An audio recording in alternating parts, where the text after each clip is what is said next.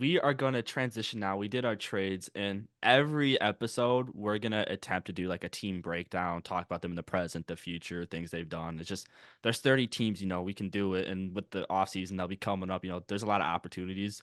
But the first team we're going to take a look at is the Toronto Raptors because they have made a couple of moves this past couple of weeks, and the team's completely different. So let's take a deep dive into it because I have a lot to say on this topic. After the research I did, my opinions changed on the perspective of this team. I'm not gonna spoil it just yet because I want to take it one step at a time with Everton Mhm. because we're gonna go on experience, the Toronto Raptors experience. Are you ready, Everton? I'm ready. Let's do it. Okay, so let's break down the two trades before we look at the roster, the picks, and all Okay. that. Mhm. So first, we're gonna start with the Pascal Siakam trade. In return, they got Bruce Brown Jr., Jordan Nwora, two first round picks, two this year, and then oh no, three first round. Let me try that again. They got Bruce Brown Jr., Jordan Nwora, and three first round picks, with one of them being in 26 and the other two being this year. Everton, do you feel like the Raptors won this trade or lost? I'm gonna flat out say I think they kind of lost this trade. Hmm. Um, like at first, when I first saw the trade, I was okay. Bruce Brown, he's a team option guy. You can either decide to keep him or flip him, or Hmm. just let him walk. And then Jordan Nwora, he's 25. He's solid. I don't know how much Yeah. better he'll get, but Hmm. whatever. But the first thing I'm like, oh, three first round picks? Okay, like that's a good haul. Yeah. But when I did my research on the picks, I was like, okay, Hmm. I don't know. Like you said, we'll talk about the picks a little bit later. So I'll get more to specifics about the picks, but just face value, I think they kind of lost this trade, to be Yeah, and I honest. feel the same way because the main thing, as you said, the hype with the draft value is like, oh, they got something. You look at the draft class, like, do I wish I had Jarris Walker here instead of these first round picks? And that's really how I feel. And I think that's why Indiana won that trade. I know Jarris Walker isn't getting those minutes at the moment, but when they decide to play him, he's going to erupt. He's going to be such a good player. And that Indiana team has so much potential with Siakam now. Have you seen his G League numbers? I have not. Dude, Jarris Walker, I think he's averaging like 27 on 50-50 in the G League, bro. It's That's, nasty, bro. yeah, that Pacers team has a lot going for him. So Yeah. I thought that one was a loss for the Raptors, but a trade that I thought was 50-50. I don't think there was a loser in this trade. I think both teams won. Is when we look at the OG Anunoby trade, where they gave up a guy they should have given up so long ago, but they still got a ton of value in Emmanuel Quickly, RJ Barrett, and a second round pick. I think it's 50-50. Everton, do you feel the same way? I think it's also 50-50. The only thing I've thought about, especially following the Siakam trade, was I remember last season when the Raptors were in trade talks for Anunoby. Mhm. There was rumors going around that they could have gotten like three first round picks for him. Yeah, So at first, when I thought about that, I'm like, wow, they really missed out on three first round picks to end up with no picks, I don't think, and just a just second. RJ and quickly. Or was it a second round pick they got? Yeah, just a Or second round pick. okay, well, second round Who pick. cares? Maybe we But get you now a pick. looking at this Siakam trade, it's like, would they have probably gotten finessed again in that trade too, like with another team? So I don't know. I'm 50-50. I think both teams um got what they wanted out of the trade. So Mhm. yeah. And my thoughts on it is like, yeah, you didn't get the picks, but you actually have players that you could like build your team around. Is what they got from this trade. Emmanuel quickly is an awesome fit. He was waiting for an explosion, and like it was like the Jalen Brunson, Luka Doncic moment where it's like they just didn't work together. But once Brunson went to a new team, he turned into an all star. And so I love that. It's gonna be the same thing for quickly. It's gonna be great for Toronto. And I am not an RJ Barrett supporter. I'm not gonna pretend I am. But RJ Barrett's game, I will be honest, it fits perfectly next to Scotty Barnes. It's what Scotty Barnes has been lacking because that team was just so clunky with all the guys they had. And RJ Barrett, I'm not RJ Barrett, excuse me, Scotty Barnes, he gets to the hoop. He likes to finish around the rim. And RJ Barrett, he just likes to chuck the threes. So that's going to create a lot of, they don't always go in, but man, is he going to chuck them. He gonna shoot him. Yeah, He he going gonna to shoot them. shoot All right, he him. got that confidence. Yeah, trust me on Uh, that. He gonna shoot him. yeah, so I just think that's a fantastic fit, and it's going to help elevate Scotty Barnes' game, which I think is going to be so crucial. How I feel about this Toronto Raptors team. Come back to that later. Not going to dive into it too much. But so that's our thoughts on the trades. Now let's look at the roster. I have this written down because I am never going to remember the Toronto Raptors roster. Yeah, so going from the top, we got Quickly, Gary Trent Jr., RJ Barrett, Scotty Barnes, and Jakob Poeltl when he's healthy. That's going to be the starting five. And then their bench at the moment is Bruce Brown, Dennis Schroeder, Thaddeus Young, Chris Boucher, and Jonte Porter. I still have no idea who that is, and I just watched the Bulls Raptors game, and I I still don't know who think he is. that's Michael Porter Jr.'s brother. There's a regen of him.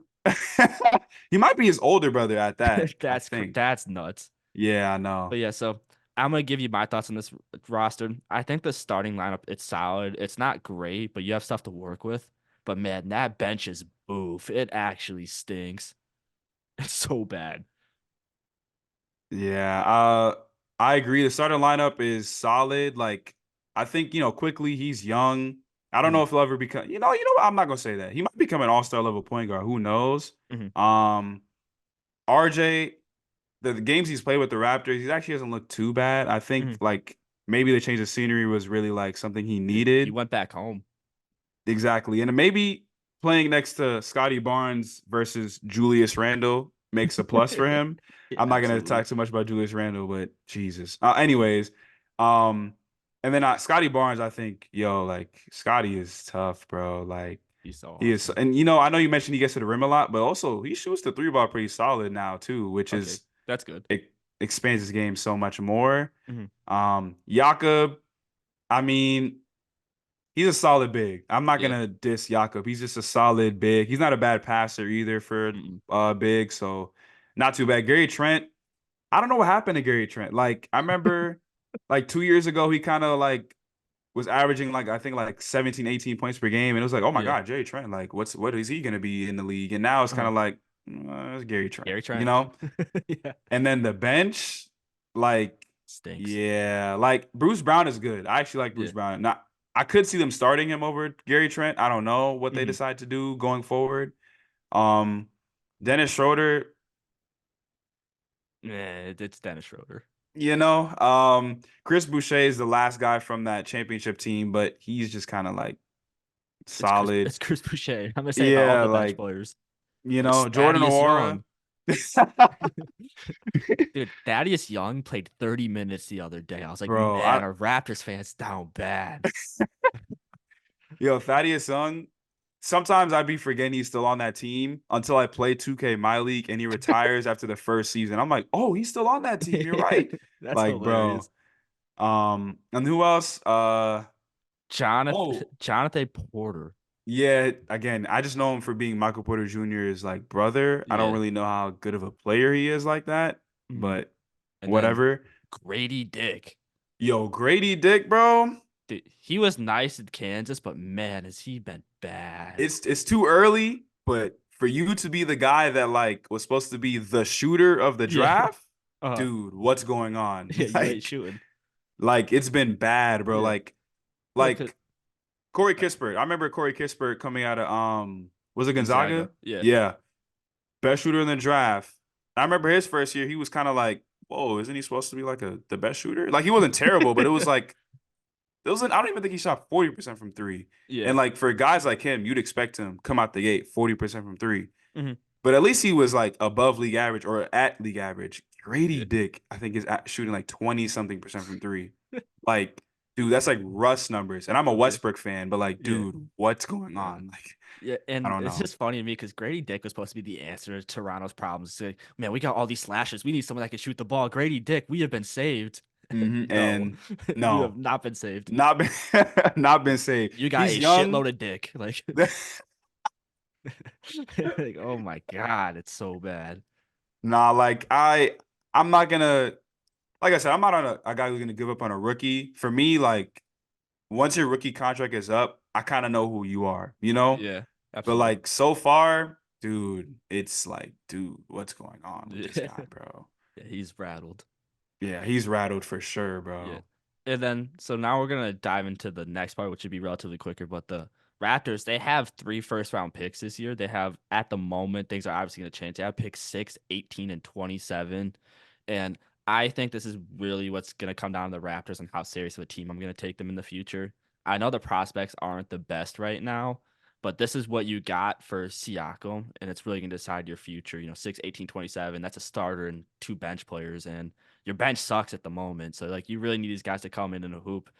Everton, my question for you is, do you think they could find that in this draft? Okay, so I'm gonna give them the benefit of the doubt. The fact that their track record in terms of getting guys who are lower tier and making them really good is actually pretty good. Hmm. Like you look at a lot of the guys who were on that championship team, like Siakam was a low pick, Fred VanVleet was undrafted, Kyle Lowry was kind of like he was a late bloomer. He didn't become like an all-star till he was on the Raptors. Yeah. Like a lot of those guys were kind of like slept on, if you want to say that. Hmm. So I'll give them that credit. Like they do a good job of developing players. So if there was one team I could say could do it, probably be them. Hmm. But you didn't give yourself the best shot at it. Like, No. trading Siakam, all right, he's a free agent, blah, blah, blah, this. And like I said, on face value, 3 first round picks, cool. But only one of those picks really is going to end up like actually being like maybe a top pick and probably won't because Siakam resigns with the Pacers 2 years from now, dude, they could be really good. And that pick Yeah. could be garbage. So Absolutely. I don't know. Like, again, the Raptors have a good track record with late picks, but it ain't always guaranteed. Yeah, absolutely. And then this is where I start diving. I'm going to give my final thoughts. I think this team's in a really, really bad situation, as much I want to be excited for. Because the biggest issue that comes down to this team is cap. They have no room for money. I did the research today, and this is to spotrack.com. So if these numbers are completely incorrect, I'm sorry for spreading misinformation, but I'm pretty sure they're solid. The Raptors, after these trades, are minus 22 million in cap space. And let me read you some of these contracts. RJ Barrett, 24 million a season. Bruce Brown Jr., 22 million a season. Jakob Poeltl, 19.5 million. Gary Trent Jr. is making $18.5 million. Dennis Schroeder, $12.4 million. And Chris Boucher is getting $11.7 million. And Everton, you notice how I didn't even say Scotty Barnes or Or Emmanuel Emmanuel quickly in that? quickly. Yeah. Yeah, they got to pay quickly this offseason, and then they got to pay Scotty Barnes the following offseason. This team is in cap hell. Yeah. Like, I know a few of those contracts. Like, I think Bruce Brown, like I said, is a team option Yeah. for the next upcoming Mhm. season. So if they He's retain a him, team season, and then Gary Trent is expiring, but everybody mhm, else is at least going to be back next season. yeah. And I don't know, like, quickly, that was the main reason why the Knicks included him in the deal because they didn't want to give him that huge contract. Hmm. And based on what I've heard, he wants like around 20 some to $30 million. Yep.